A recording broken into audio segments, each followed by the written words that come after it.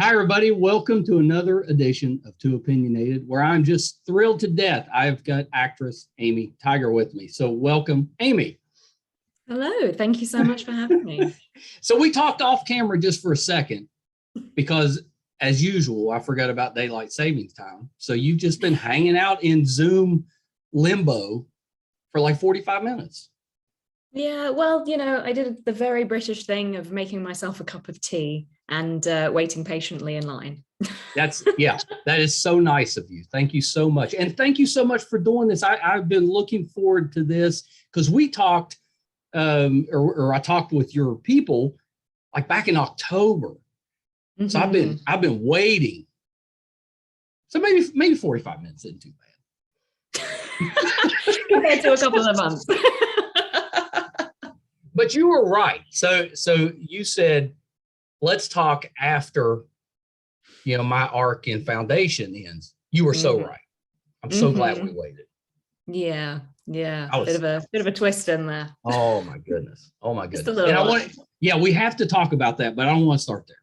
So let's start here because I always like to ask how you got started. So what made you want to become an actress? How'd you go about that?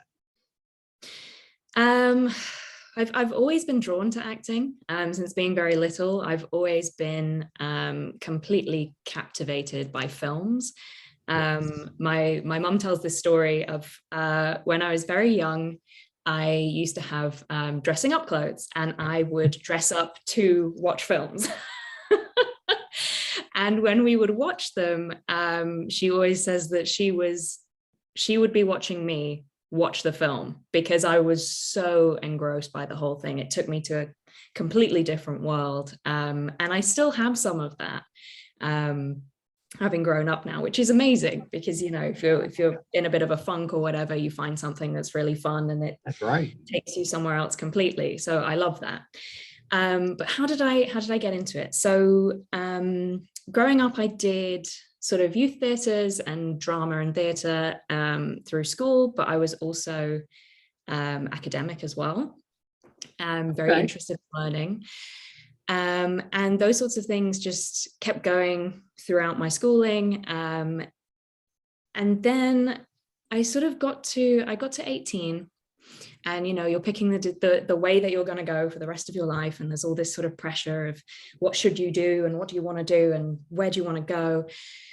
And I was sort of looking at these options and there was the academic option open, there was the drama school sort of option, but I'm a person who very much listens to my instincts. And my gut feeling was that neither of them were right. And it was really freaking me out. And I was like, well, what do I do? So I ended up having a really roundabout way in. My dad's in the industry. He is a director of photography. He just does a lot of commercials. And he'd been taking me on sets since I was maybe 15 or so for work experience as a runner, as a camera trainee, as a playback operator, a lot in the summer holidays. And I'd gained experience through that. And he said to me at this point, why don't you come and work for me for a year and see the industry from this side and give yourself a little bit of time just to work out what you want to do. So I was like, great, okay, I'll do that. That's good parenting. Yeah. But he was obviously well, not obviously if you know my dad, he was like, you're going to have to really prove yourself. You're going to have to work harder than everyone else because I'm not having people say you're just there on the basis of nepotism. Which is fair and which really did motivate me to be very good at my job. So I did that for what turned into 3 years. Oh, wow. Yeah, I was enjoying it. I was sort of good at what I did. I was working regularly. I was getting to travel. It was great in certain ways, but I did feel like I wasn't being creatively fulfilled. And I still wanted to act. I still had that bug. And I was sort of like, what do I what do I do? Like back in that situation of what do I do now? I started sort of creating my own little commercials and things. I'd get my friends involved. I'd like, create them, direct them, shoot them, edit them. And I was getting something out of that and feeling like, oh, this is sort of it, but it still doesn't feel like that thing that sets up my soul on fire, And I've been looking out for opportunities. And then this is one of those moments where I saw this open audition for a Universal film, and they were looking for the female lead. And it was my age category. And I thought, you know what, I'm just going to send my stuff off. And they were doing auditions in Manchester. And I grew up between Manchester and Liverpool. And I was like, oh, great. Maybe they'll see me and I can go in and see how I feel. So they asked me to come in. I did the first round of auditioning, and I absolutely adored it. They gave me a script half an hour before I went in, and I just, worked on it, and it was so much fun. And I was like, this is it. This is the thing I really want to do. This is what I've been missing. So yeah, I went in, I did my version. I was super happy with myself for doing it. I was like, okay, great. This is it. Now I just need to find a way into it. That's right. And then a few weeks later, I got an email calling me back to the final round of auditioning for this film, which was a complete surprise. I was supposed to be going to Edinburgh to support my friend at the Fringe Festival, and had all these plans, and I just had to let it all go and be like, I just need to concentrate on this and go and do it, give it my best shot. This is a very long story. This is a good story, though. This is good. This is exactly what I wanted. So I went down to London, and they were doing a day of auditions. It was like chemistry reading, so there were a lot of other actors there, and like some people that I recognized, which was like, oh wow, this is cool. I'm so like for real excited to be here. Yeah. So we did like rounds and rounds with different scenes that you'd learned with different people, and it was so much fun. And they were sort of like letting people go throughout the day. I got to the end of the day, and they said, okay, we'll let you know within a few days.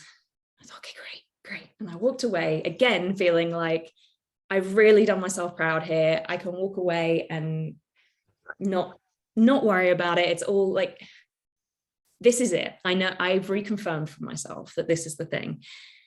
A few days had gone past, and I didn't hear anything. So I thought, okay, fine. It wasn't meant to be, but I found out what I wanted to do through it. That's right. And then sort of 2 weeks later, I woke up and I had a missed call and a voicemail, and I listened to it. And I remember it was the casting director of this film saying, we want to offer you the role of Danny, which was the female lead. And that's all I heard, because I just screamed. I was just like, and my mum ran in, and she was like, what's going on? What's wrong? And I told her, and then my dad ran in, and my brother was like, what's going on? And it was just a whole just amazing feeling of, this is incredible. Where, like, sort of out of nowhere, now my life is going on a completely different path. And that is how I got into acting. Was that Legacy? That was Legacy. Yeah. I didn't realize that was your first work. Your first. Yeah, it was. It was my first acting work. Yeah. Yeah, that's amazing. That's actually a really good story. Did it help, like, all the years spent doing everything kind of behind the camera? Did that help you once you got in front of the camera? 100%. It made a huge difference. Part of it is just feeling at home on a film set, because you know what everyone's job is, why they're getting so close to you, or why they're messing around with things near you. Nothing, for me, it was like nothing technically put me off, because I knew why people were doing it. And I didn't have those sort of first time on set nerves, because I'd been on, especially commercials are so quick turnover. I'd been on a lot of sets for a prolonged amount of time. So it really helped. It really helped. Yeah, that's terrific. That's terrific. Did you run into some of the actors that you had worked with when you were behind the camera doing something? They're like, hey, I remember you? I'm trying to think. I think I saw one actor that I worked with whilst I was behind the camera in an audition setting. It was at Spotlight, which here in London is sort of where you or where we used to go pre-COVID for a lot of auditions. And yeah, I saw this actor that he was on his way in. I was on my way out, something like that. So we didn't actually speak to each other, but it was kind of like, oh, seeing this person in this context is really strange. Yeah, it's different. Yeah, it's different. Yeah. It's different. So are you a good photographer? I love taking photographs. It's definitely a hobby of mine. I love taking them, editing them, the whole process of it. It actually really calms me. Yeah. I think being good at something is subjective, right? It is. It absolutely is. Well, and there's a difference in being like hobby good and professionally good. Oh, well, I haven't monetized it. I haven't turned it into anything professional. So even during the year we were just sitting around, you didn't pick up another skill outside of acting? Oh, in the year we were sitting around, I picked up writing. I wrote an awful lot. Really? Really? Are you writing book? Are you writing script? I like to write a little bit of everything. At the moment, it's fiction. During lockdown, it was fiction, and it was amazing. I felt like thankfully, I need to explain this. Thankfully, during the lockdown, I was at home with my parents because I'd moved back there in order to go on foundation, which was going to be international. So that I wasn't paying rent in London. So when the lockdown happened, I was actually with them, which was a great experience for me. It was the most amount of time I'd spent with them since I'd moved out. And it allowed me to, not worry in terms of I have rent to pay and things like that. Yeah. So it did allow me actually to explore things like writing that whilst in London, I'm usually too busy to or don't have like the brain space to sit down and keep committing to. So that was a really great period of time for me to actually commit to that. So I was writing every day pretty much for the whole lockdown, I guess. Yeah, I mean, that's pretty great. I always wonder if there'll come a time when we look back and forgetting all the terrible parts of COVID, which it's been awful. But just that time, because we're probably never going to have another time where we have just so much free time where we can just explore different things, kind of do things that we've always wanted to do but didn't have the time. I always wondered, 10 years from now when we look back, we'll be like, I kind of wish I had a little more time like that. Yeah, I wonder. Did you pick up a skill during that time? No. But I will say this, and I would gladly trade it if we didn't have to go through any of that. It was really good for podcasting because everybody was looking for something to do. So we got a lot of guests. I do this podcast with my son. He handles all the hard stuff behind the scenes, and he's the professional. I just get on here and yammer.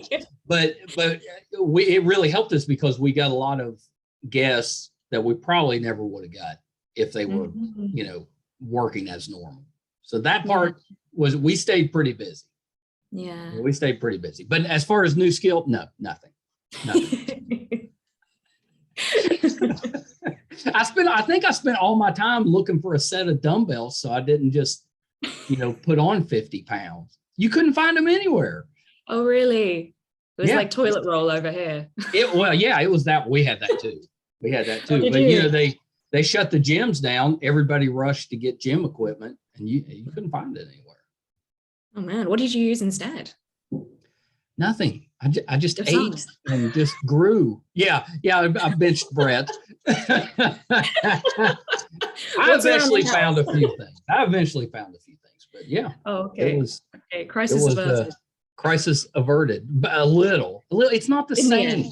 Like for me, it's not the same. If I don't have the willpower, the drive to work out at home, I need to go somewhere. So it's kind of like going to work. You get there and you know what you're there for. and you can It's kind an of get event. stuff. It's an event. But when I'm at home, too many distractions. I hear you. I hear you. That's too much. It's too much. So when you were growing up, did you do anything outside of acting? Did you dance? Did you sing? Did you play an instrument? Anything like that? Yes, I did. I was very active as a child. So I did. I started dancing when I was very young, but then I started swimming as well, and they clashed. So I had to pick one, and I ended up picking swimming, which is incredibly meditative for me now. And I do it twice a week, and it's, part of my self-care basically. So awesome. I'm glad that I kept it going. Yeah. My brother and I, we did karate together. Oh, nice. Up to, it was brown and white belt, not quite black. Almost got there, didn't quite. Just enough to be dangerous. My dad used to take us climbing. So we used to top rope climb when we were young. Yeah, that's really good. What else did we do? I did singing lessons for a little while, and then I stopped. I did piano for a while, and then I didn't have, when you're a kid and you just don't have the patience for the practice of it. Yeah. It was one of those. And then I sort of think, oh, that'd be a really cool skill to have now if I just kept it up. Yeah, I bet you've got the hands for it too. Like I took, my poor aunt tried to teach me piano. See? And I had these big monster fat fingers, and I was terrible. She spent 2 years trying to teach me, God bless her, but nothing. No. Maybe something else. Maybe another instrument is more suited. No. No? It's really funny. Like everybody in the family, everybody is musically inclined. Not me. Skip me. Thank goodness I figured out that, I can talk on camera, because who knows what I'd be doing. Is that musical? I don't know. Maybe it's in a way. It's not. It's terrible.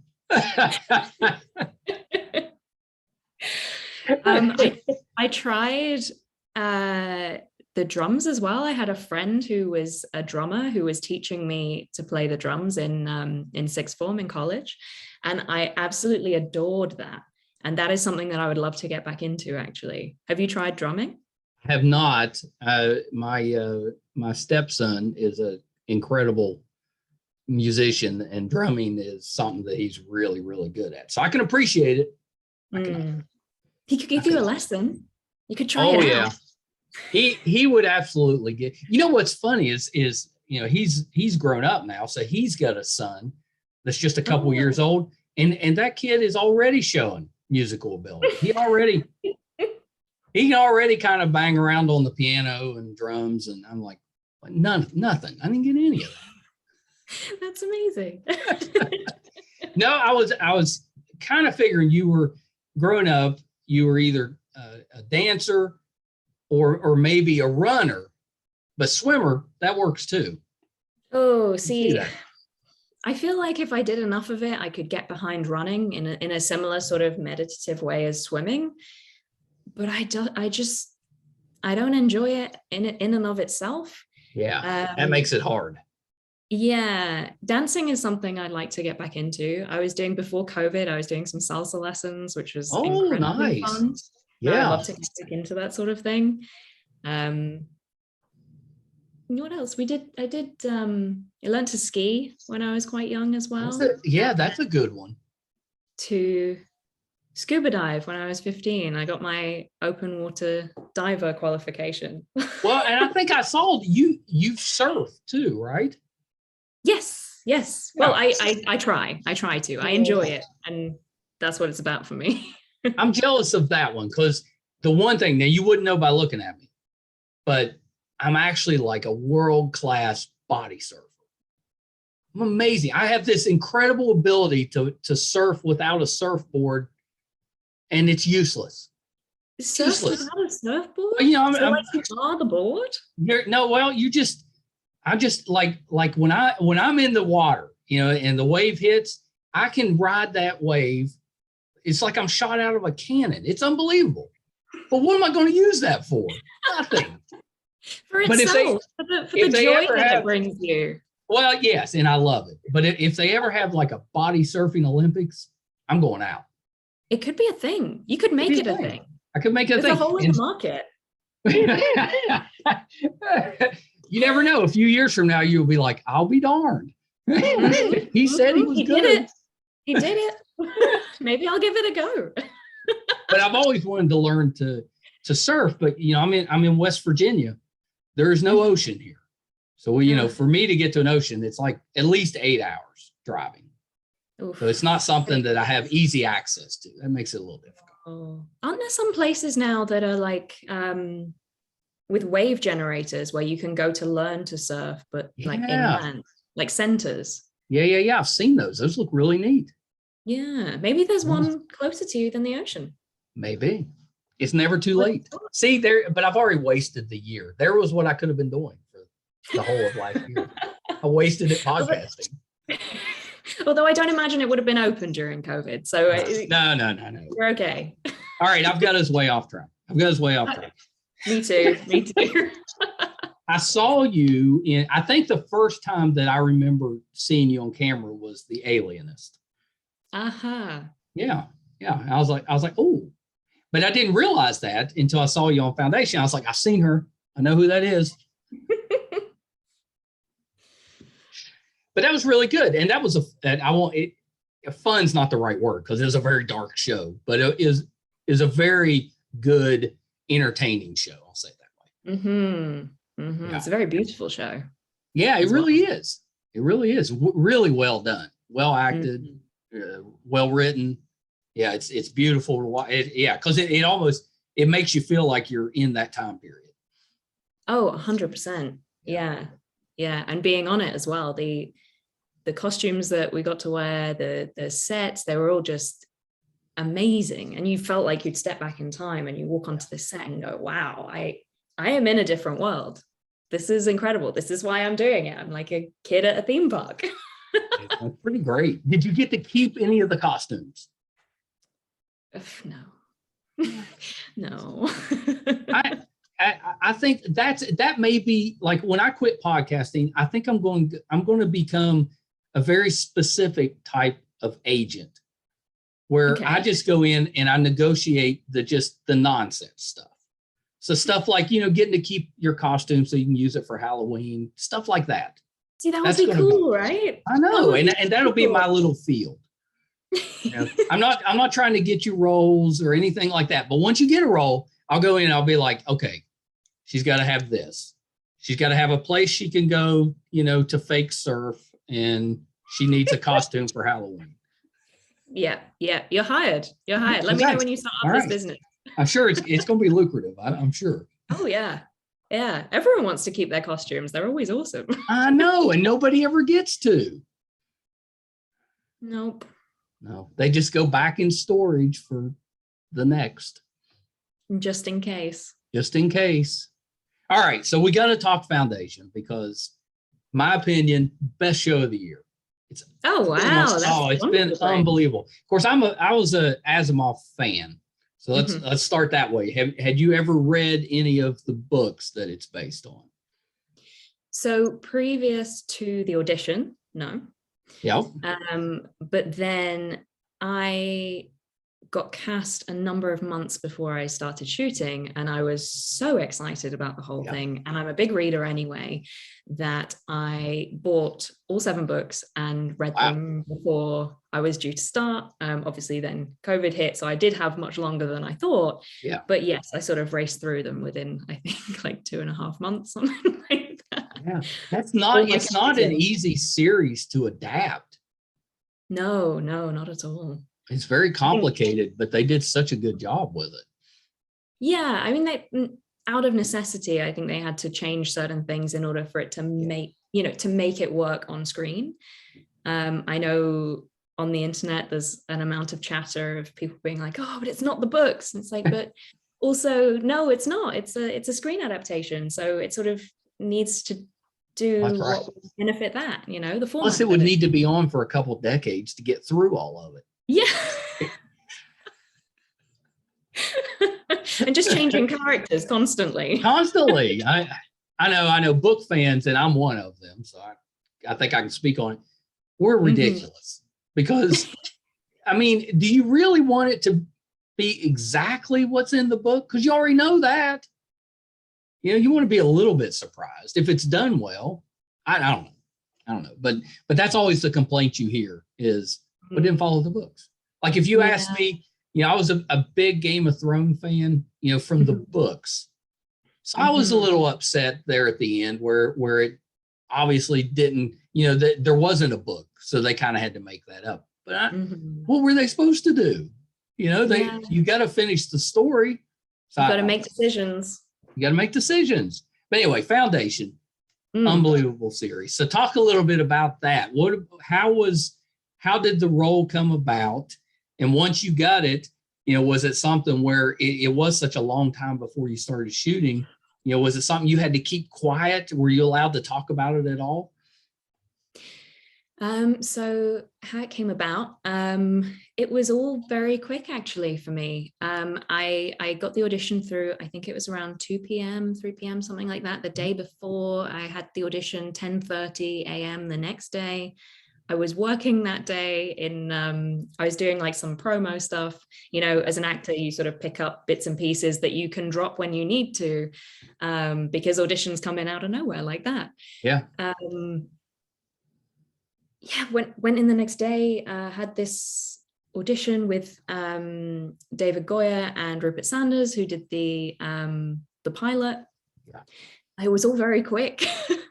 I did both of the scenes, and then they were like, okay, great, thanks so much for coming in. I was like, okay, great, yeah, bye. And then 2 weeks later, I got a phone call saying that I'd booked it, which was incredible. And it's so not how it's supposed to work. I know, and it was so different too. Like there was a job that I did before that had such a long audition process with all different accents, all different scenes. It was over sort of 6 months, that sort of thing. And then, you know, you do something like this and it's like, oh, wow, okay, amazing. So it was incredible. It felt a little bit whirlwind and a bit like a film. Yeah. So that's how it came about. And then, as you know, I proceeded to buy all of the books to try and find my character in the book. So I was like, well, maybe. Yeah, maybe. There is a gardener in there who maybe my character was slightly based on. Right. But I've neither had that confirmed nor denied. It has to be, though. It has to be. I think so. I think so. So the second part of the question was, once you got the role, were you allowed to talk about it? Because there was a big gap in when you started filming when you got it. No, I didn't tell anyone. My family knew, my parents knew, my brother. I couldn't do it. Yeah, it was very. I'd probably lose the job before I even started because I couldn't shut up. I'd be telling everybody.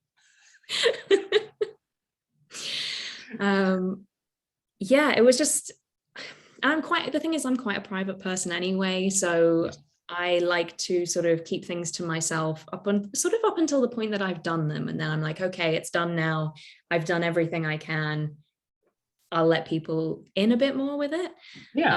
That's just how I work. Personal preference, I guess. Well, that's how we waited till December, because you're like that. Exactly. And so it was the right move, right call. What was that, sorry? I said it was the right call. Waiting was right. Yeah. Because I'm just like, no, let's do it today. And then you get on there and you're like, well, yeah, we can't really talk about it. Yeah. So we had Kubra Sate on, and she may be your biggest fan. She absolutely loves you. Maybe her biggest fan. Yeah, she says you're just the best. She just had the nicest things to say about you. And her character was such a badass on there. Oh, wasn't she? Oh my gosh. Wasn't she? Oh. Yeah. Yeah. And so different to Kubra as a person as well. As a person, she is so generous, kind, warm, loving. And then as far, it's just like, wow, okay, that is acting. None of that. There's a transformation. So she was very complimentary about you, but I also spoke, and this has been a while back, with Alexander Siddig, who appeared on the show early. He appeared, I think, before you had appeared on the show. Is he in episode 1? I think it's episode 1. Yeah. And he told me, he said, because the show had just come out, so we hadn't really seen anything of it. He's like, wait till you see Amy. Wait till you see Amy. Oh, said, wow. Her role, amazing. And I was like, what are you talking about? Because I know you guys didn't work together, but no, anyway, we didn't. Apparently he's a fan too. So there you go. Oh, that is so lovely. And I'm a fan of him too. So never know. Maybe one day we'll bump into each other. And yeah, he's amazing. So how could you? Yeah. So there you go. There's my podcast goodwill of the day. I have spread the love. Thank you so much. This is completely off topic, but this it made me think of this. The goodwill thing made me think of this. I had a gentleman on, this is early on when we had our podcast, and he had been the musical director for Saturday Night Live for a couple decades. He was a long time. But before that, years and years ago, he was in a band, and they were pretty good. He was I can't remember what instrument he played in because he plays several, but he wasn't the singer. There was a lead singer, but they were really good. And he was in charge of the band. It was his band. And he totally blew it. He messed it up. He didn't get him, whatever happened, they ended up splitting up because whatever his job was, he screwed it up. And he always felt really bad about that because they were really talented. But he'd lost touch with the band and hadn't seen them in decades. Well, we got off the interview and I found the lead singer and got the two of them. I got the two of them back in touch, and they got back together and we're making music again together. What? That is amazing. I know. I was like, all right, there you go. Podcast. How did you find this lead singer? Well, he couldn't even remember her last name because it'd been that long. So I went back, I found a little snippets online that mentioned her last name, and then I just started looking through social media, and I wasn't sure it was her, but she was still singing, so I was kind of and I contacted her, and she's like, oh my gosh, she said, I've been wanting to get in touch with him for years. And they got back together, and they were making music again. That is so wonderful. There you go. And it has nothing to do with us, but I was like, that's a good story. That's so nice. That's a great story. Bringing people back together. The power of podcasting. The power of podcasting, bringing people together.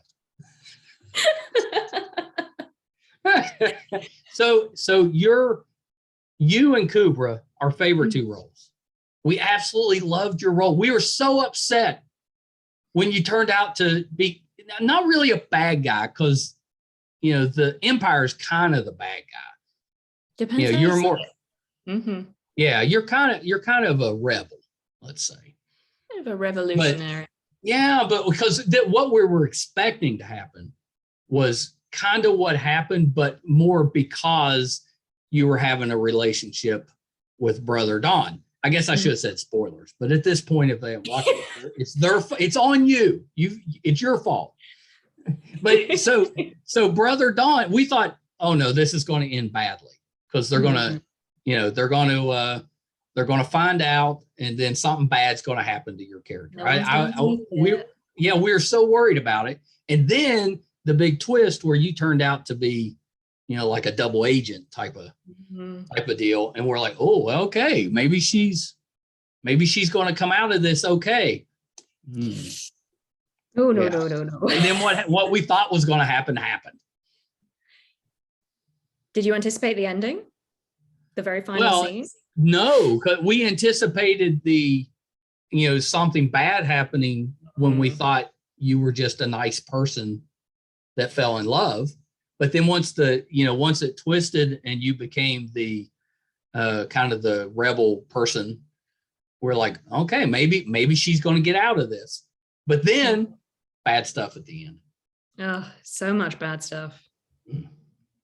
So good though. You're one of the reasons I like you as an actress is you give away so much without saying anything.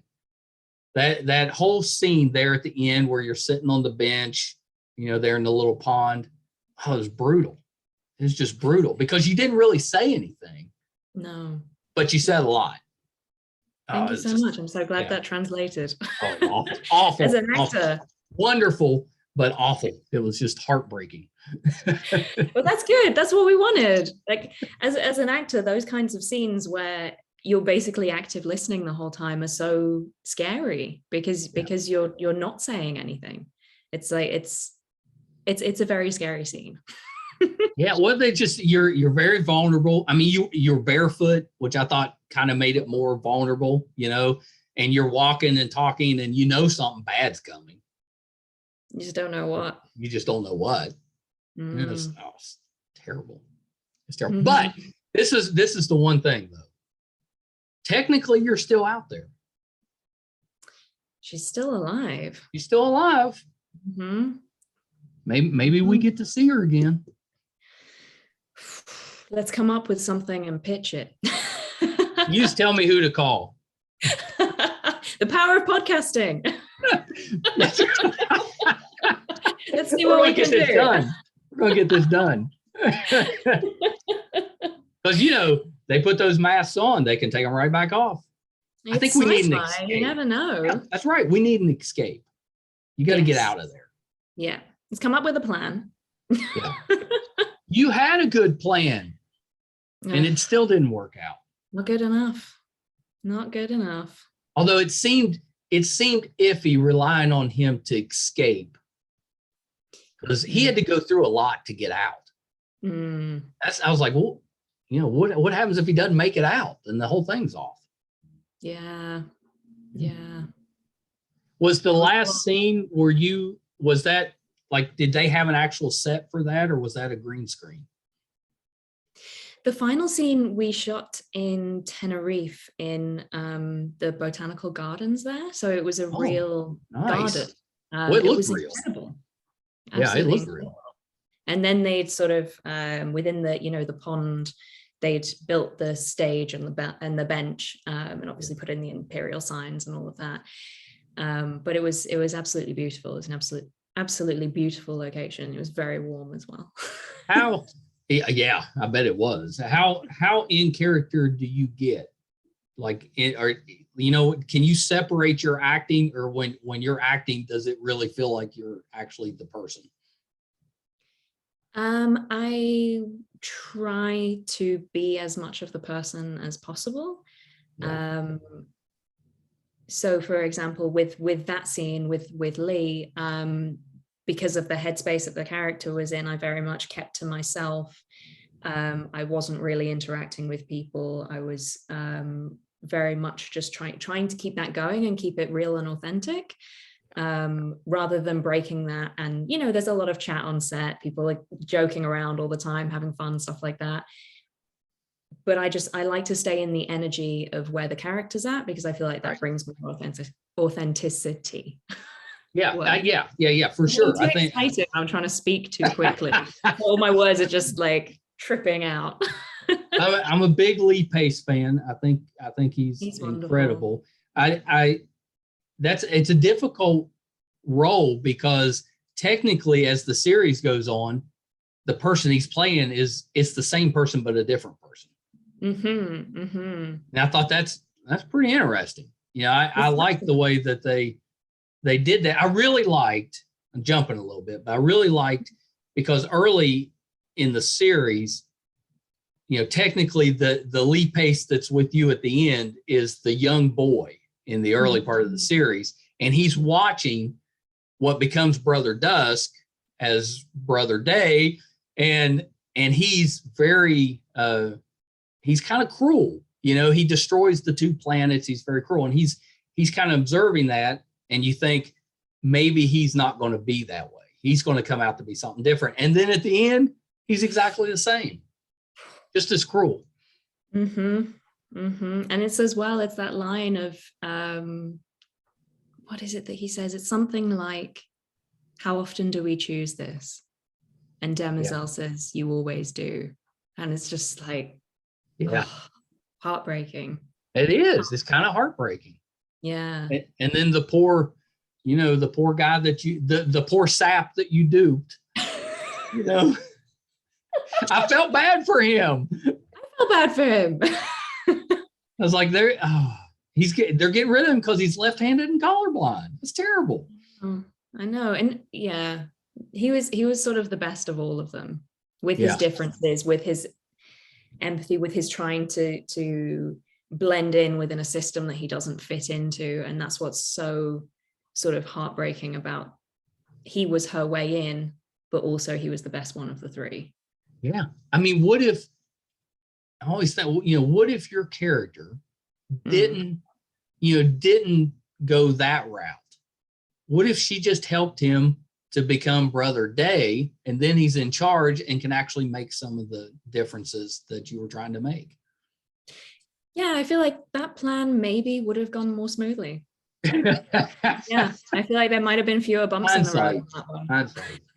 But you don't know. Brother Dusk was sort of watching them the whole time, so you never know. She could have Brother Dusk. He's the worst of the three. That guy's scary. He's amazing, isn't he? Yeah, absolutely amazing.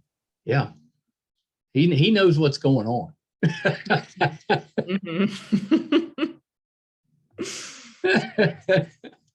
No, what an arc, because when you get introduced, it's very innocent. There's not much going on.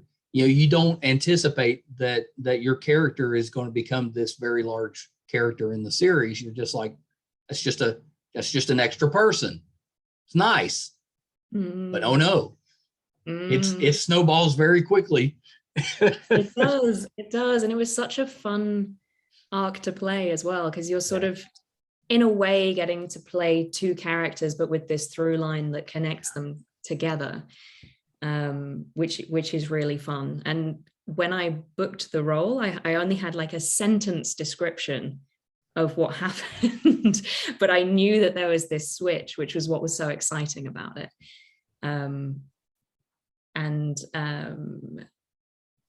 David Goyer sort of talked me through it a little bit, but he wanted to keep them quite separate.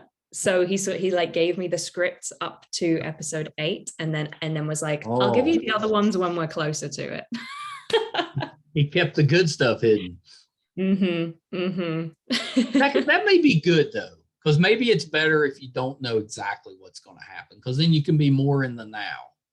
Yeah, I'm very open to it. I'm very open to trying new ways of working and things. And yeah, it did allow me to like compartmentalize the different parts, and then be like, okay, but I still need to make sure that it's the same person throughout. It's not like she's a completely different person on the other side. That's right. Yeah. What was it like, the moment that you got to actually turn, like when you're coming through the door and you've got the fancy get up, and you're obviously not the same person? What was that like? Oh, the gun was heavy. This is the main thing I remember. The gun was heavy. It was like a repurposed World War II gun that they'd created into a sci-fi sort of gun, and futuristic looking gun. I don't know terms. I'm just going. I like sci-fi gun. That's good. Turn it into a sci-fi gun. That was really heavy. It didn't shoot anything, but it had this little light that lit up, and it did have a recoil to it, which was really helpful for me, because the thing I was really nervous about was acting a recoil when I've never shot a gun before. Yeah, right. That feels like something that could go horribly wrong and look comical in that situation, which you really don't want at that moment. So I remember how heavy the gun was, and I remember how strong the recoil was as well. So it actually shot, I mean, like at least enough to make it recoil on you. Yeah, and we had some, that's scary. And we had some special effects stuff as well, like glass that was breaking, and different things that were practical effects on the day. Part of the amazing thing about Foundation was just there was so much that felt like it was real around you. Like the sets were incredible, the special effects were incredible. It was like, as an actor, you were given so much to work with to make it as real as possible, which is amazing, absolutely amazing. I just feel so, it was a huge, amazing project, and I just feel really, really grateful to have been a part of it. Yeah, it felt like a movie. The whole time you're watching it, feels, I mean, it's obviously a very long movie, but it felt like a movie. Had that feel. Yeah. It was just, again, to use the same phrase, I felt like a kid at a theme park. Like going into the like Imperial Palace sets, they were just insane. And my character comes in and she's supposed to be sort of, well, this didn't end up in the final cut, but she's sort of in awe of the majesty around her and the scale of the whole thing. And I was like, this is really not very difficult to put myself into, because this is how I feel. That's how you feel being on these sets. Yeah, it was amazing. That's pretty great. As a nerdy guy, two of the works, I was a big reader growing up. I never thought we would see Foundation made into a show. Never thought that, because it's just complicated. Never thought that we would get a really well done version of Dune, and not seen it yet. No spoilers or anything. I won't give anything away. It's really good. Really good. But it kind of, where Dune came out during the time Foundation was coming out, is kind of comparable, because the scenes, and the sets were so elaborate and just well done. I think you can they're both kind of space opera type of shows or movies. So I don't know, just as a nerd, good time to be alive. Good time to be watching. It is. And now my favorite book series ever, Wheel of Time. And now the Wheel of Time's on. Are you watching it? Oh yeah. You're watching it week to week? Week to week. Are you enjoying it? I'm enjoying it. I mean, and it's, same thing with Foundation. They're taking some liberties, they're changing some stuff, but you have to. And it's, to me, hasn't mattered a bit. I've enjoyed it. Oh, good. Yeah. Have you checked it out yet? No, not yet, but it's on the list. Well, in a season or two, we need to get you on that show. You would fit. Oh, yeah. You know what? Yeah. You totally would. You would totally fit. It's a very female empowering type of show. They have the whole group of women that have magical powers and stuff. You could totally be in that. That sounds like my kind of thing, actually. That sounds right up my street. Okay, let's come up with I'm going to make some calls. We've got many things to plan after. Yeah, there's a lot. You're going to be really busy. Really busy. Sounds wonderful. And you're going to be really busy getting me costumes and things. That's right. I'm going to get you costumes. You're going to have your pick of Halloween costumes. I'm going to run this by you. Tell me if this is feasible. Okay. So I could not be an actor. I'd be terrible actor. Why is that? Well, I just don't think I could act. Just don't think I could. Now, and I have done just a very tiny little bit with some really big people, which just reconfirmed the fact that I could not act. But this is my thought. This is how I'm going to become known in Hollywood. Okay. I'm going to be the first person in every movie or series to get killed. To the point where they're going to be like, oh, we've got a death in this first scene. Call that Mike guy. Call him up. That guy, he does death really well at the first. They'll be calling me for stuff, and I'll be like, no, I only do first deaths. That's all I do. And no speaking parts. No speaking. It has to be in the first scene. Has to be in the first scene, has to be the first death, no lines. I can grunt if you want me to, but that's it. Sound effects are included. That's right. Sound effects included. And I'm going to make a whole career out of it. Okay. I back you. If you've got a dream, you should follow it. I'm just trying to get some support for it. So when I, spring it on people, they'll be like, oh, yeah, I've heard of this. I'm in. I'll start talking to people about it. I'll be like, there's this guy. Have you heard of this guy? Who's like this guy? He's like the death guy.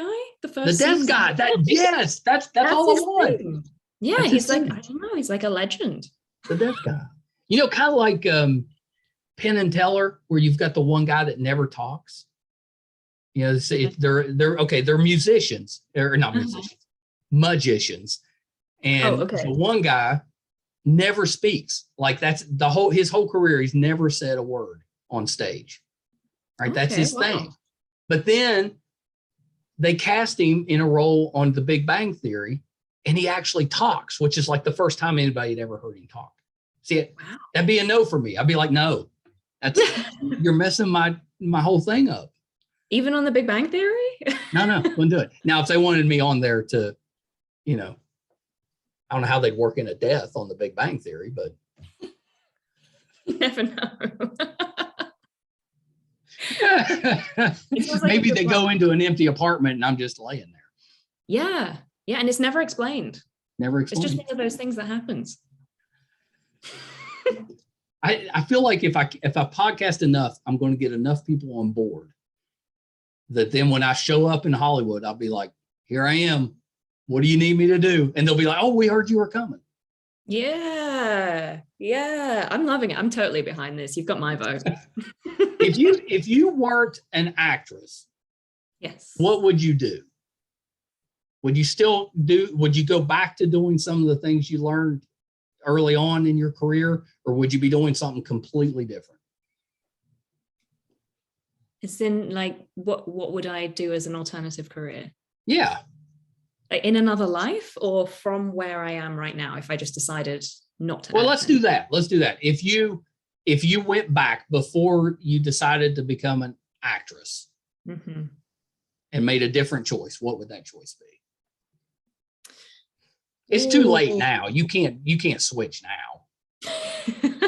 Yeah, you're too good now. Late. You can change at any point. Redefine. No. You're stuck now. What would I do? There are creative things that I've thought maybe I would want to do in a different life, like being a dancer.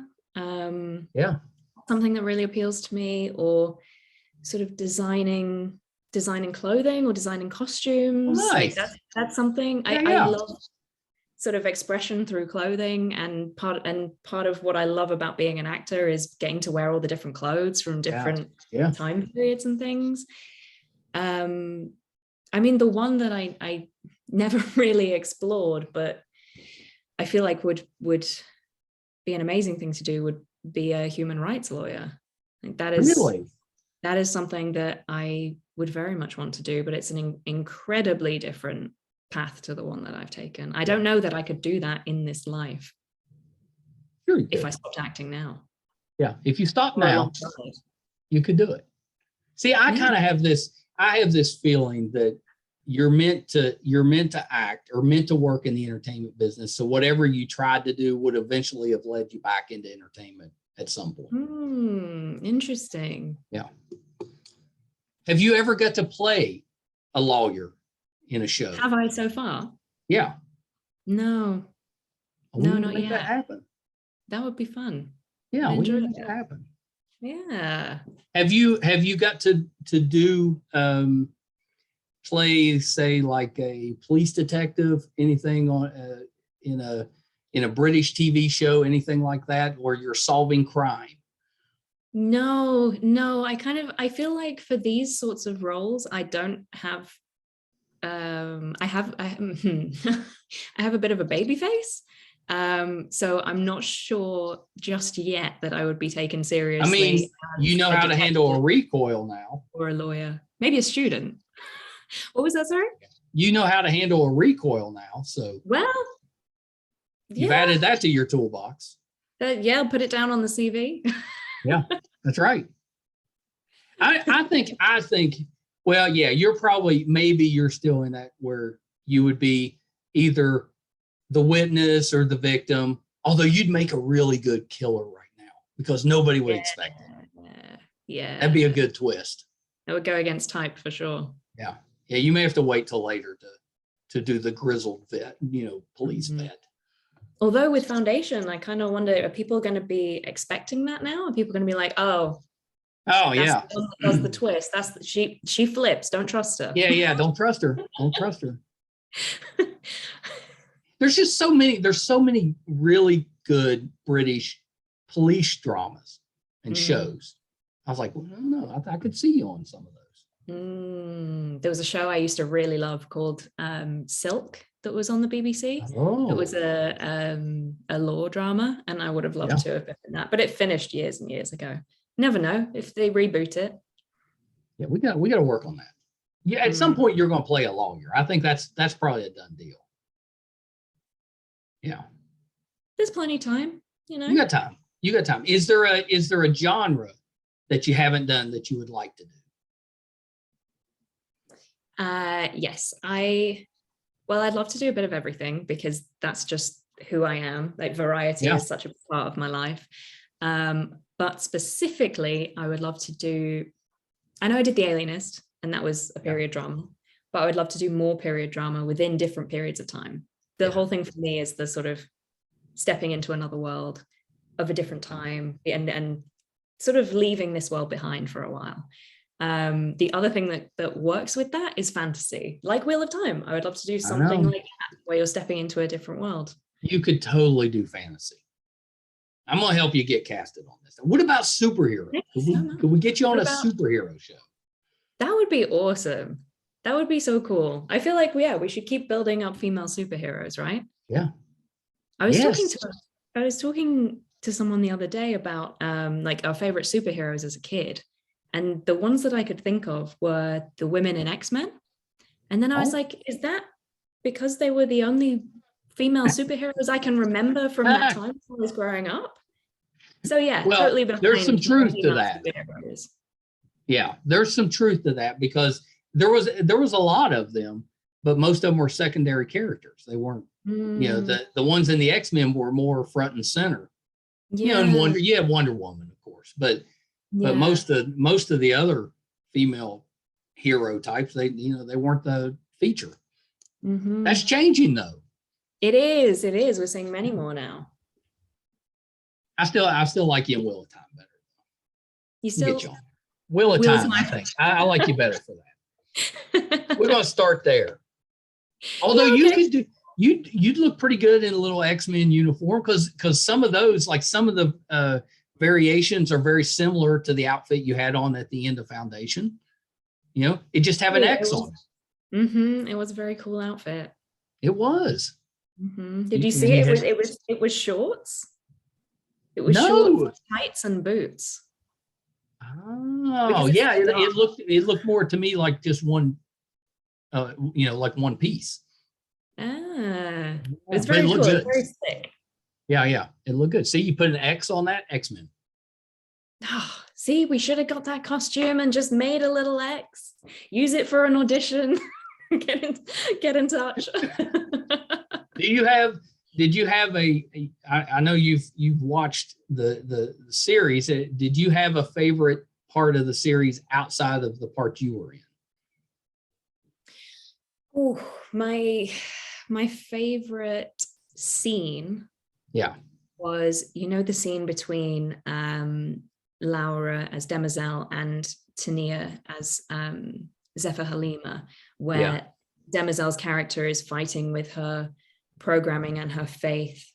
And that was heartbreaking. I thought that was so incredibly powerful. A really good scene. Yeah, that's a good one. She was amazing. Yeah, both of them were. Both of them. The acting throughout the series is unbelievable. They had the best. Somebody did a good job on casting. Outside of not, giving me a shout, for the first guy that dies, I could. Other than that, casting was perfect. Next time, you never know. Now, that poor guy that was the first guy to die, I'm gonna be getting hate mail from him. He's like, "Hey, stop taking my job." I'm just trying to work here. What are you doing? Hey, what? He had lines though. Oh yeah. I'd be out. I couldn't. So you wouldn't have been in for that. Yeah. I could. Okay, I feel better. No hatred there. Yeah, that's true. No hatred. No need for a war. No, that's right. No war.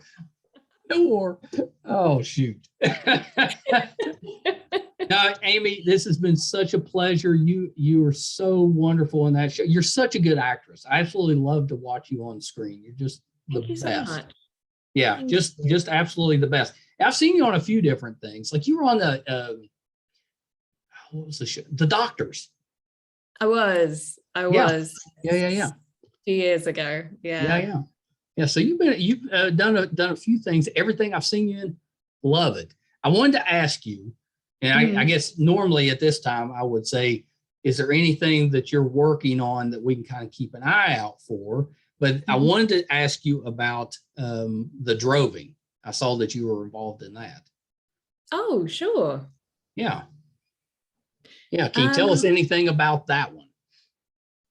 That one was a few years ago now. Yeah, yeah. I guess it's been a couple of years ago. It's shown, but I haven't seen that one yet. What was that one about? What was your role in it? I think it's on Amazon Prime, or it was on Amazon Prime. So that was a really interesting British indie feature film. It was set around the Lake District and a festival called the Droving.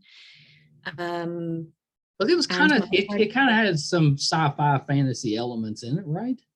It has a little sort of mythical fantasy sort of elements in it. Yeah. I don't want to say too much. No, don't give any spoilers on this one. We spoiled enough.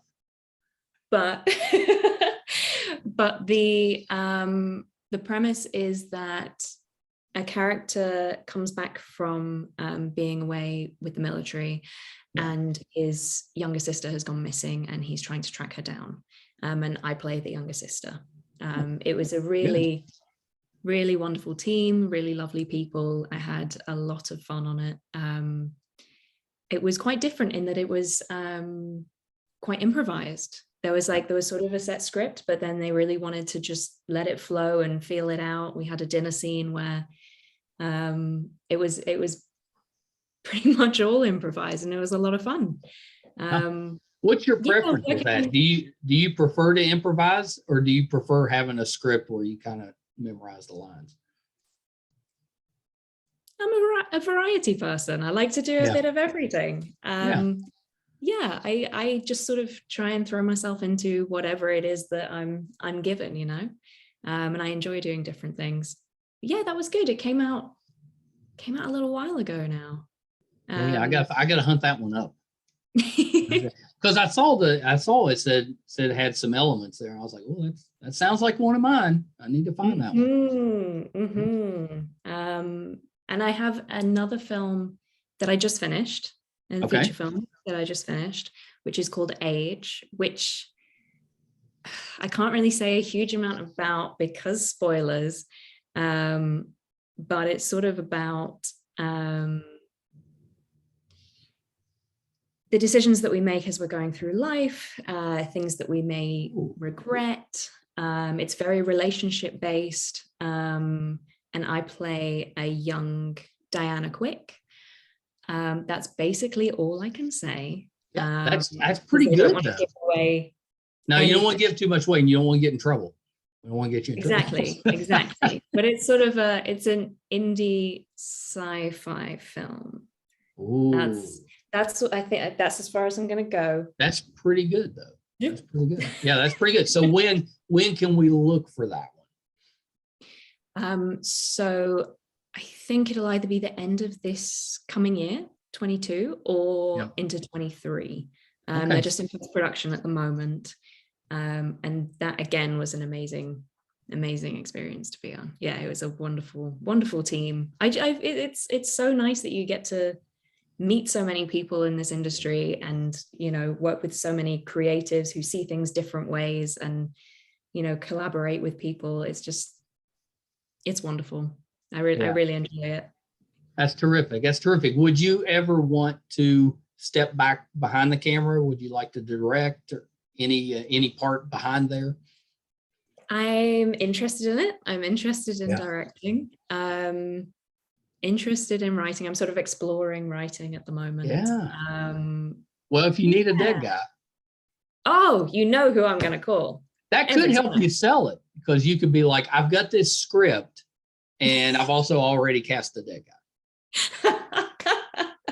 And I work cheap. I work very cheap for now. That's really good to know. You know, I should get you before you blow up. That's right. Because once I blow up, then and then it'll help raise the profile of the film. Like, we'll talk. I can see me on some red carpets. Not walking them, just on the carpet. Just on them. The dead guy. Oh, he does that on the carpet as well. Yeah, he does that. Yeah, it's his thing. That's his thing. So Amy, thank you so much for doing this and putting up with me and no, of course, hanging in there. Yeah, well, I think it has been. I hope you have too. I had a great time. It's flown by. Oh, good. Well, good. Well, you have to come back. Yeah, definitely. Of course. But before I let you go, where can we find you on social media? I'm only on Instagram as at Amy Tyger. That's AMYTYGER. Yeah, I found you. I like taking photos. Yeah, I found you on there, and you've got some pretty good photos on there. Thank you so much. Yeah, that's why I thought you might. I thought you were a pretty good photographer, so I thought that might be something. Wow, thank you. Yeah. Thank you so much. I'll keep taking stuff and putting it up. I'll have to, send me your social media afterwards and I will. I absolutely will. Yeah, we have to get this out there. Yeah, exactly. We have to come up with all of these plans and things. We got a lot of irons in the fire. We got to get moving. All right, Amy, hold on 1 second. Let me get. All right, so that was the wonderful, the talented, the beautiful Amy Tyger. But wow, that was so much fun. And she was a good sport. She put up, those of you that have been listening to the show for a while, I'm a fan, but I'm also a little ridiculous. And she really handled me well. She put up with a lot. Plus, I kept her waiting for 45 minutes, like the worst podcaster ever. And that's the second time that I've screwed up the time zone thing. So apologies to Amy, but I'm so glad she hung in there because she was just absolutely wonderful. I hope you guys enjoyed that. If you haven't done so yet, we're still growing our YouTube channel. If you could help us out with that, it's MeisterCon Pod. Please go and subscribe. That would be just the best help.